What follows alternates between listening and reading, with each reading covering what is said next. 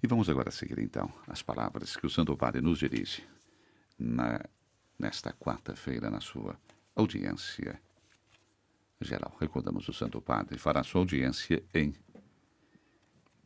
italiano. Suas palavras serão dirigidas a todos nós. Hoje, diz o cari Papa, fratelli e sorelle, queridos irmãos e irmãs, voglio darvi il benvenuto gostaria de dar as boas-vindas porque eu vi fra di voi entre tante vocês famiglie. tantas famílias. Buongiorno a tutte le famiglie. Bom dia a todas as famílias.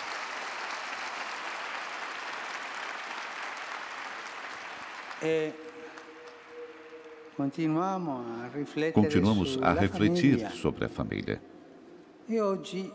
E hoje, sobre uma essenciale característica essencial da família, ou seja, a sua natural vocação a educar os filhos, para que cresçam na responsabilidade de si e dos outros.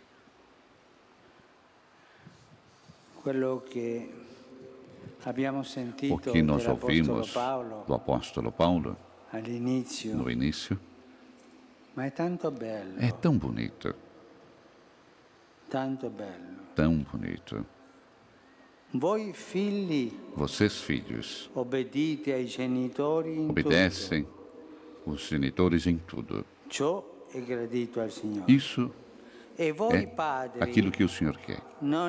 E vocês, pais, não exasperem os seus filhos, para que não desanimem.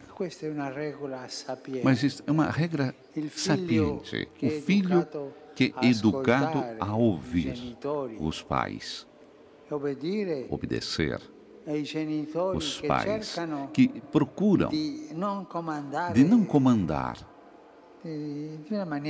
de uma maneira feia, para não desanimar os filhos. Os filhos devem crescer sem desanimar-se, passo depois de passo. Senão, se uma família, os pais digam aos filhos mais: vamos subir pelaquela escada, e pegam pela escada, passo por passo, e fazem subir, as coisas irão bem.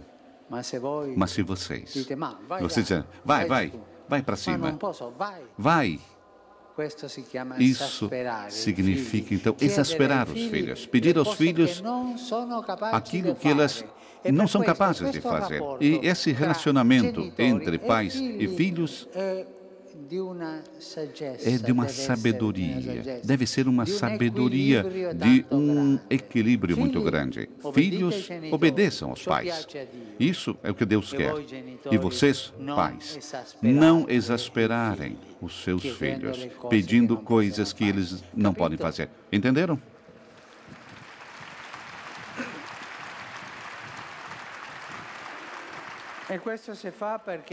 Isso se faz porque os filhos cresçam na responsabilidade de si e dos outros. Pareceria uma constatação óbvia, mas também nos nossos tempos não faltam as dificuldades. É difícil educar para os pais que veem os filhos somente de noite, quando retornam a casa cansados do trabalho. Aqueles que têm a sorte de ter um trabalho.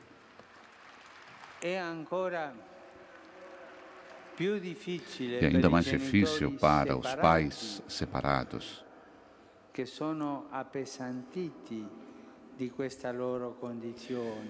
sentem o peso dessa sua condição. É tão difícil educar, mas tiveram dificuldades, se separaram. E tantas vezes o filho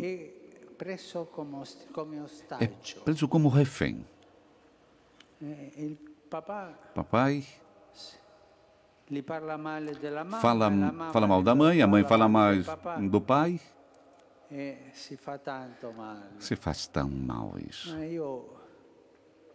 Eu diria a vocês que o matrimônio separados jamais pegar o filho como refém. Vocês se separaram por tantas dificuldades e motivos. A vida deu essa prova a vocês. Mas que os filhos não sejam aqueles que carregam o peso dessa separação.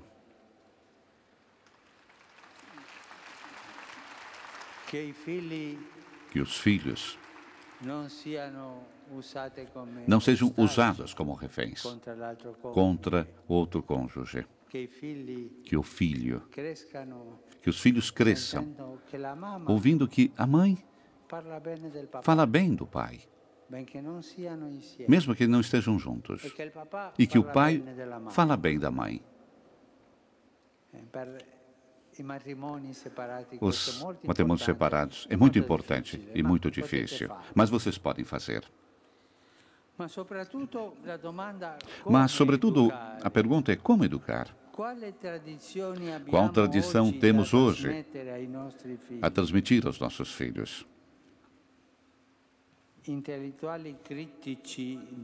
Intelectuais críticos de todos os tipos fizeram calar os genitores de mil modos para defender as jovens gerações dos danos verdadeiros ou presumíveis da educação familiar. A família foi acusada, entre outras coisas, de autoritarismo, de favoritismo, de conformismo, de repressão afetiva, que gera conflitos. De fato,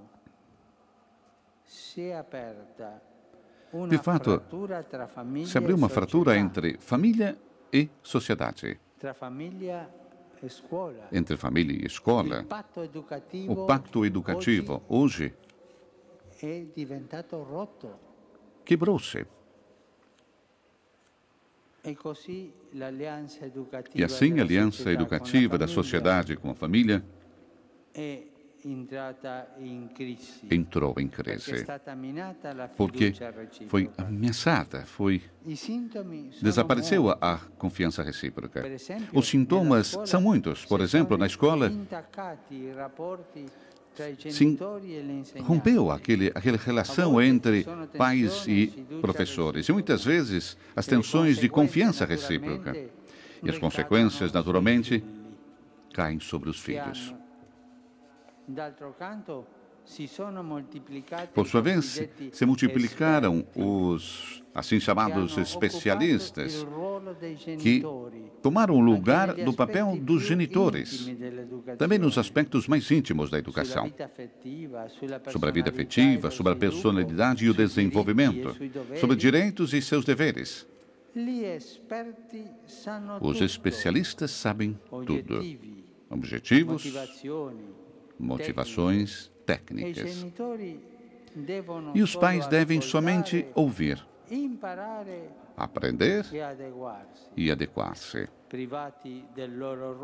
Privados do seu papel, se tornam muitas vezes excessivamente apreensivos e possessivos em relação aos seus filhos, chegando até não corrigi-los mais, jamais. Mas você não pode fazer isso. Tendem a confiá-los sempre mais aos especialistas. Também nos aspectos mais delicados e pessoais da sua vida, colocando-se no ângulo sozinhos. E assim os pais, hoje, correm o perigo de se excluírem da vida dos seus filhos. E isso é gravíssimo.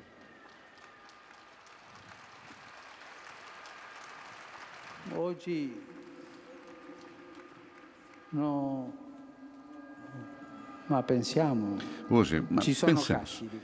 Existem casos sobre isso. Não digo que isso ocorre sempre, mas existem casos. A professora, na escola, chama a atenção da criança e escreve aos pais.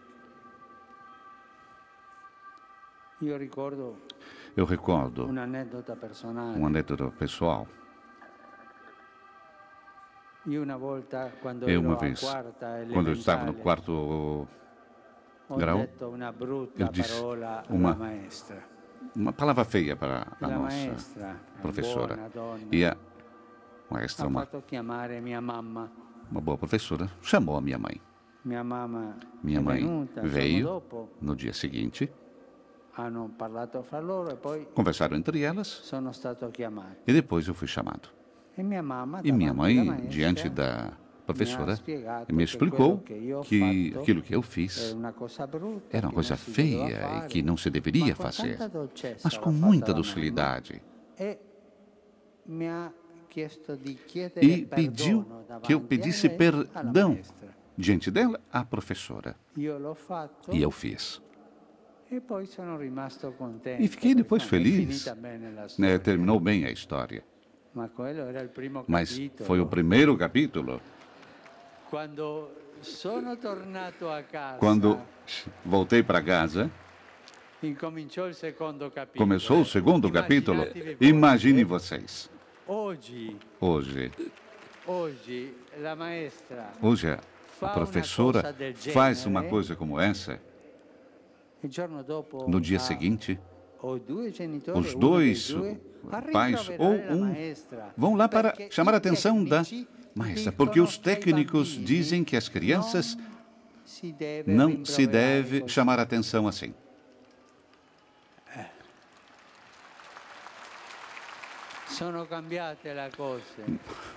Tempos mudaram. Os pais não devem auto-se excluir da educação dos filhos. É evidente que essa impostação não é boa, não é harmônica, não é dialógica. Em vez de favorecer a colaboração entre a família e as demais agências educativas, escolas, mas também as academias, tantas agências educativas as contrapõem. Como chegamos a esse ponto? Não há dúvida que os pais, ou melhor, certos modelos educativos do passado tinham alguns limites. Isso eu não tenho dúvida. Mas é também verdade que existem erros que somente os pais estão autorizados a fazer, porque podem compensá-los de um modo que é impossível a qualquer outro. Por sua vez, nós sabemos bem, a vida tornou-se a vara de tempo para falar, para refletir, para se confrontar. Muitos pais foram sequestrados pelo trabalho, papai e mãe devem trabalhar, e de outras preocupações embaraçadas, das novas exigências dos filhos e da complexidade da vida atual. E sim, devemos aceitar como é, e se encontram como paralisados pelo temor de errar. O problema, porém, não é somente falar.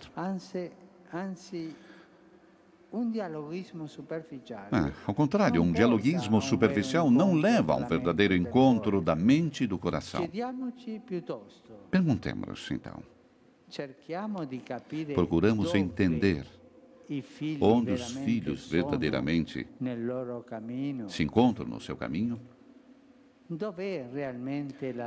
Onde está realmente a alma deles? Nós o sabemos? E, sobretudo, nós queremos saber? Estamos convictos que eles, na realidade, não esperam outra coisa? São perguntas. As comunidades cristãs são chamadas a oferecer apoio à missão educativa das famílias. E o fazem, antes de tudo, com a luz da palavra de Deus. O apóstolo Paulo recorda a reciprocidade dos deveres entre pais e filhos. Vocês, filhos, obedeçam os pais em tudo, isto é o que o Senhor quer. E vocês, pais, não exasperem os seus filhos para que não desanimem. Na base de tudo está o amor. Aquele que Deus nos doa, que não falta o respeito, não procura ser o próprio interesse, não tem ira, não faz tudo para si, tudo desculpa, tudo crê, tudo espera, tudo suporta. Também nas famílias melhores é preciso suportar-se, é preciso tanta paciência para suportar-se. É assim a vida. A vida não se faz no laboratório, se faz na realidade. O próprio Jesus passou através da educação familiar. Também nesse caso, a graça do amor de Cristo leva à realização do que está inscrito na natureza humana. Quantos exemplos estupendos temos de pais cristãos cheios de sabedoria humana. Eles mostram que a boa educação familiar é a coluna vertebral do humanismo. A sua irradiação social é o recurso que permite compensar as lacunas, as feridas, os vazios de paternidade e maternidade que tocam os filhos desafortunados. Esta irradiação pode fazer autênticos milagres. E na igreja se verificam todos os dias estes milagres. Faço votos que o Senhor doe às famílias cristãs a fé, a liberdade e a coragem necessários para a sua missão. Se a educação familiar reencontra o orgulho do seu protagonismo, muitas coisas irão mudar. E vão mudar em melhor. Para os pais incertos e para os filhos desiludidos. E agora, chegou o momento que os pais e mães retornem do seu exílio, porque se autoexilaram da educação dos filhos, e retornem do seu exílio e reassumam plenamente o seu papel educativo. Esperamos que o Senhor nos dê esta graça de não exilarmos na educação dos filhos. E isso só pode fazer o amor, a ternura e a paciência. Obrigado.